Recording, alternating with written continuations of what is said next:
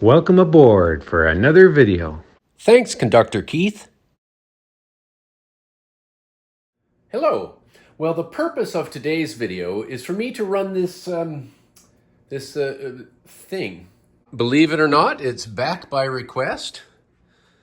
Now, this started life as an Aristo-Craft engine. I'm not going to go into too much detail because I have a whole playlist for my Aristo-Craft 040. Used to have a tender with radio control. The radio control worked only about 2/3 of the time and would sometimes stop when you didn't want it to. You could not actually physically control the engine without the radio control. So if the engine took off and the radio died, anyway, suffice it to say I didn't like that. So I took out the radio control and added this sort of Terry lever. That's the forwarder and reverser. Also, it had a plastic body which caught fire. I noticed it when the locomotive was trotting away from me. This was going melting and this thing caught fire and the whole plastic. Like, why would you put a plastic body on a live steam locomotive? Here is this locomotive in 2010. Now, the problem is at various stages of this locomotive's life, a fire would get in the smoke box or between the boiler and the shell where I couldn't see it. Anyway, but the mechanism's good. You can kind of see there. It actually has a cross tube boiler, which is not bad. So, decent boiler, decent mechanism. This is the butane tank that used to be in the tender. Burner. I think a poker burner would work better in here. So I'm going to try a poker burner at some point. But for now, this is what I have. So what I'm left with is the basic bare bones of the thing. So I decided to clad the boiler with coffee stick stirrers, just to give it some look like something or other. So this locomotive kind of puts me in mind of Samson, which is a locomotive preserved right now in Nova Scotia. It's the oldest still existing steam locomotive in Canadian history. I'll put a picture up of it right now. Yeah, so it's not exactly the same, but we're going to go with this as being some old historic thing that Lord Michael decided to rescue. So today we have Vihan the driver with his magnetic foot, and we're going to see if we can give this thing a whirl. We've been almost 10 months in this house now, and this locomotive hasn't come out in that whole time. So it's the first time on this layout.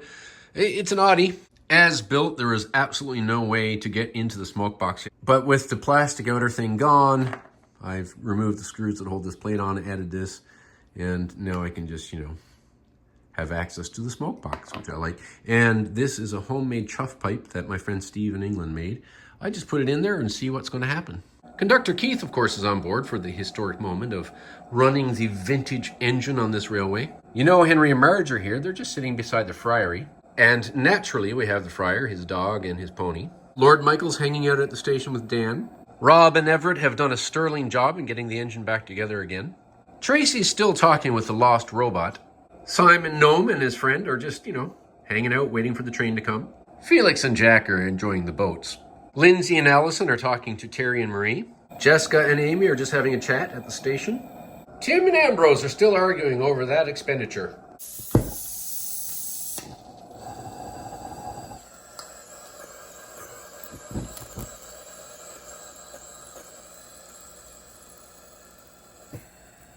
All right, we're blowing off steam there now.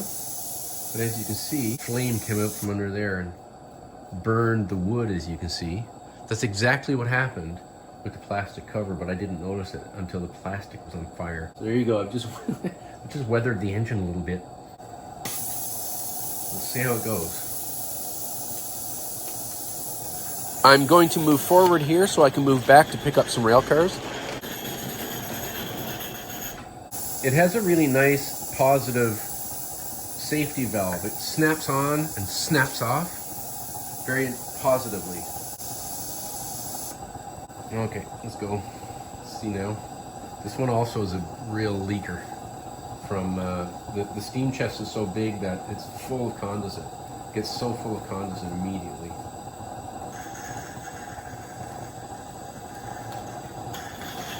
And there you go.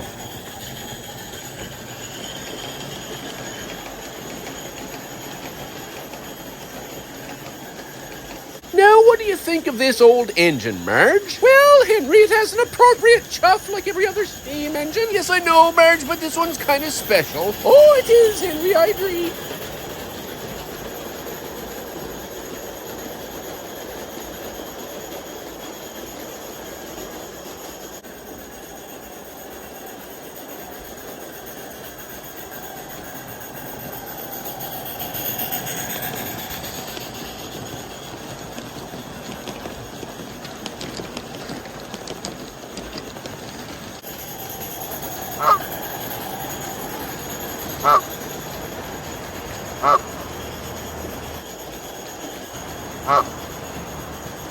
Now, the Friar is here, of course, at his favorite train watching location on Whitson Bridge, and he hopes that you hit that like button to help the video bump up in the lists, but otherwise he hopes that you have a very, very good day.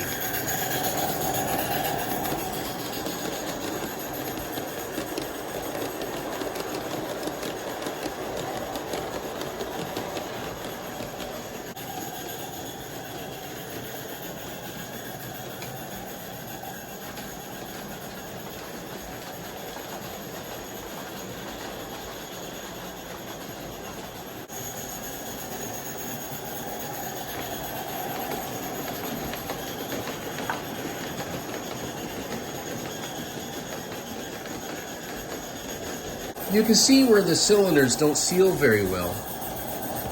They puff a lot of steam out of them.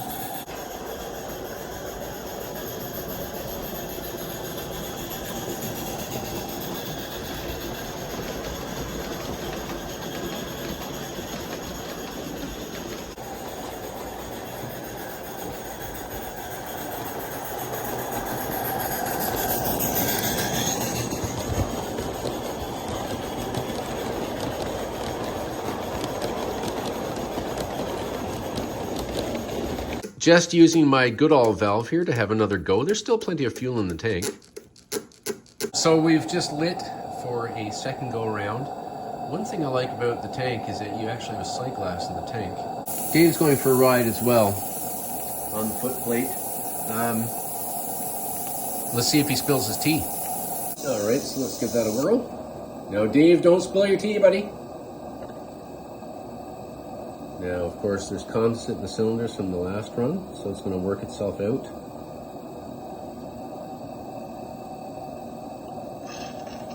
There you go, look at that.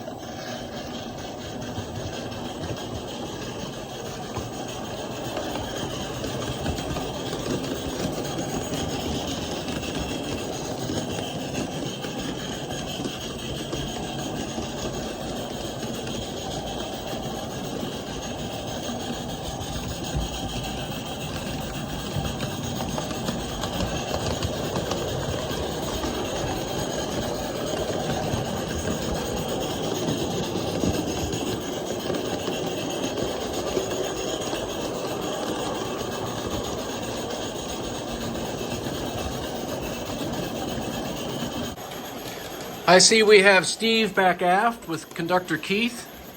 Steve's chuff pipe is doing a good job, actually.